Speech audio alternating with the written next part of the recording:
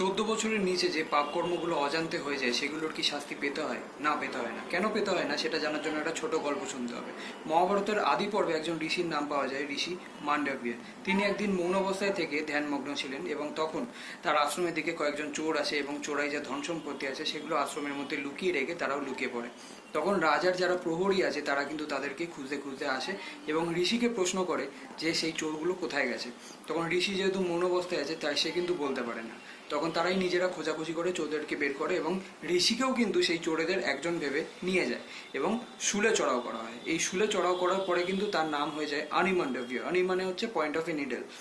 এইবারে রাজা যখন জানতে পারে যে সে একজন নিষ্ঠাবান ব্রাহ্মণ এবং ঋষি, তখন তাকে কিন্তু মুক্ত করা হয়। মুক্ত করা হয় মানে শুল থেকে কিন্তু বের করা যায়নি তাকে, শুলটাকে নিচের থেকে কেটে দেওয়া হয়েছিল, মানে শুলটা তার মধ্যে বিদ্ধ অবস্থায় ছিল।